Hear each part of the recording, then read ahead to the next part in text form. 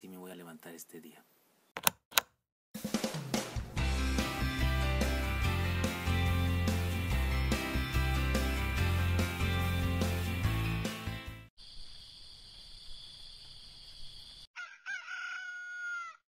Ay, mi vida, mi vida. ¿Tú crees que hay alguien en el cielo que nos escucha cuando oramos? Sí, mi amor, Dios, nuestro Padre, Dios Todopoderoso que está en el cielo cuidándonos, nos ama. ¿Y tú crees que hay alguien en la tierra que me ama y quiera vivir conmigo a pesar de lo que soy? Sí, mi amor, claro, yo te adoro. Vientos. Entonces sí me voy a levantar este día.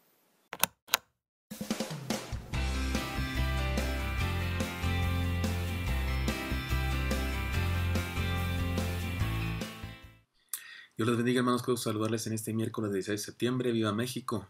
Soy el pastor Gilberto Gutiérrez de la Iglesia Bautista Ahora de México. Me da mucho gusto estar con ustedes.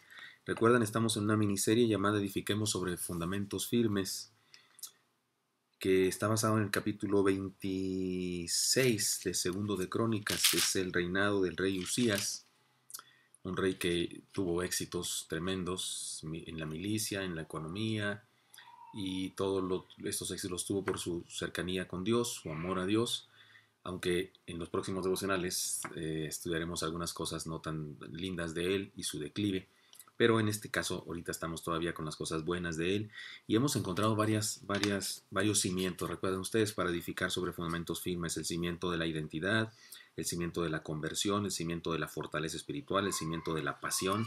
Si usted es la primera vez que se conecta a los devocionales y quiere ver las otras enseñanzas, pues puede regresar, puede tomar los devocionales anteriores, ahí están en nuestra página y seguramente puede recibir bendición.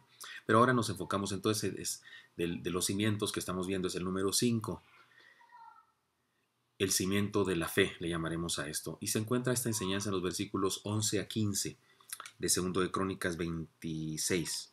Segundo de Crónicas 26, 11 al 15, se lo leo, dice así: Tuvo también Usías un ejército de guerreros, los cuales salían a la guerra en divisiones de acuerdo con la lista hecha por mano de Jehiel, escriba, y de Maasías, gobernador, y de Ananías, uno de los jefes del rey. Todo el número de los jefes de familia valientes y esforzados eran 2600, y bajo la mano de estos estaba el ejército de guerra de 307.500 guerreros poderosos y fuertes para ayudar al rey contra los enemigos. Y Usías preparó para todo el ejército escudos, lanzas, yelmos, coseletes, arcos y hondas para tirar piedras. E hizo en Jerusalén máquinas inventadas por ingenieros para que estuviesen en las torres y en los baluartes para arrojar saetas y grandes piedras, y su fama se extendió lejos, porque fue ayudado maravillosamente hasta hacerse poderoso. Amén. Esta es la lectura de la palabra de hoy. Y mire, hermanos, la enseñanza surge de lo siguiente: Él hizo cosas, humanamente hablando, necesarias, indispensables.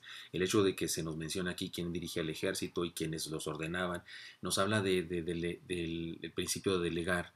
Él encargó a diferentes personas el hacer ciertas cosas, actividades, organizó muy bien su ejército.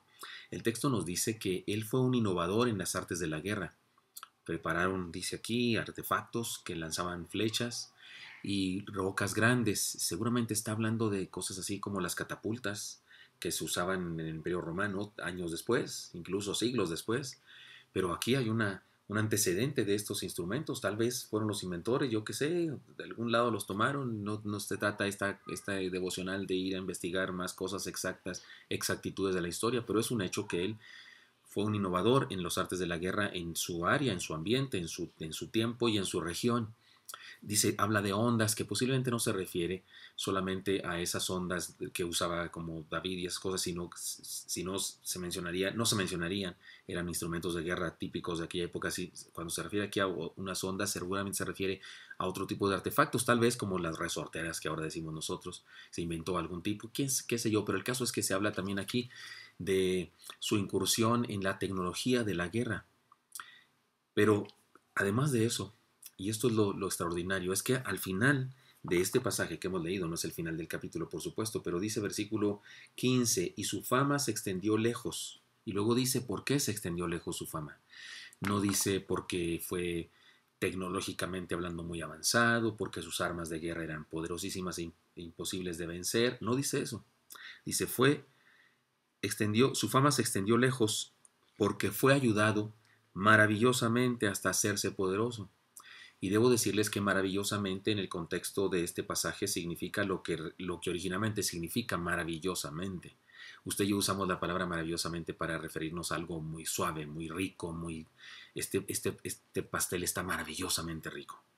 Y usted y yo nos referimos a que la persona que lo hizo muy sabroso. Ninguno de nosotros piensa que ese pastel fue hecho a través de la magia o a través de un milagro sobrenatural. No, usted y yo estamos diciendo que está muy rico. Pero la palabra maravillosamente en su origen significa algo sobrenatural, una maravilla sobrenatural. Incluso también usamos la palabra para hablar de las maravillas naturales porque nos referimos a algo muy grandioso, muy hermoso, aunque las maravillas naturales son ciertamente cosas sobrenatural porque Dios las hizo.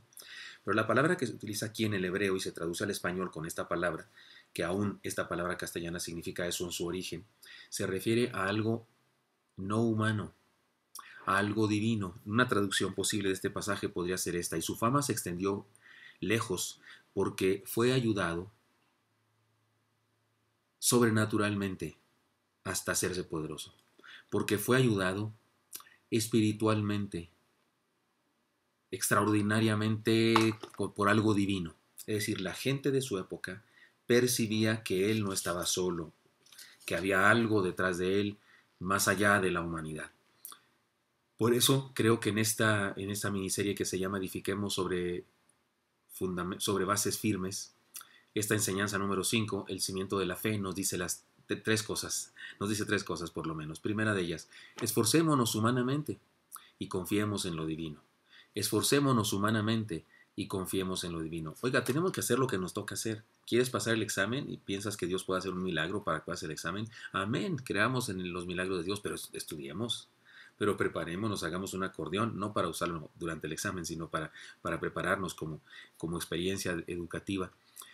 ¿Que somos deportistas? ¿Podemos esperar que Dios haga maravillas con nosotros? Por supuesto que sí.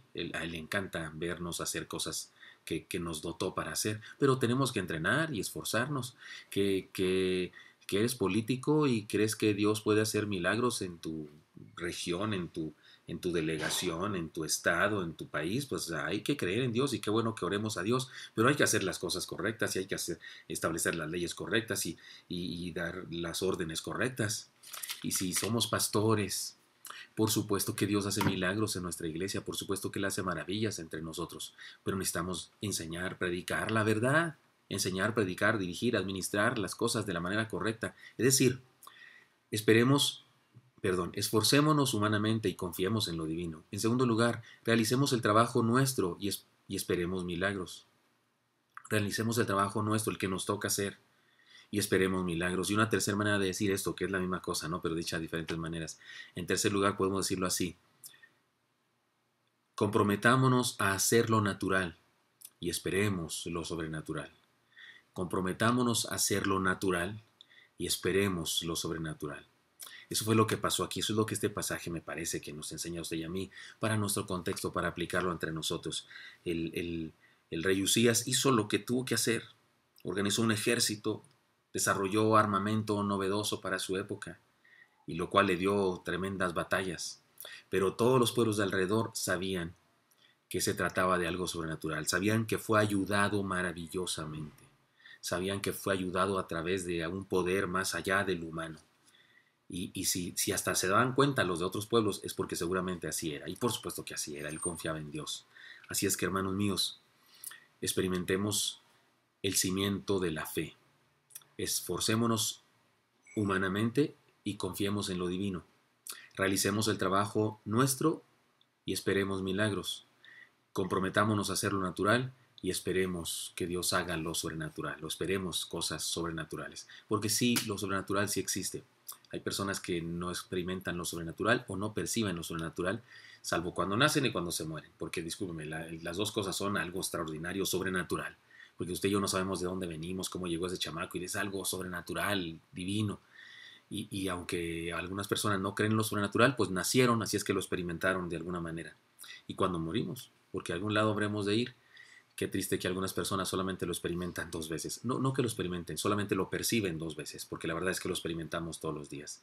Es que, hermanos míos, el cimiento de la fe es muy importante. Creamos en las cosas milagrosas, sobrenaturales. Espero que esto sea útil para usted. Nos vemos el día de mañana. Dios le bendiga. Señor, bendice a mis hermanos. Amén. Dios los bendiga, hermanos. Hasta luego.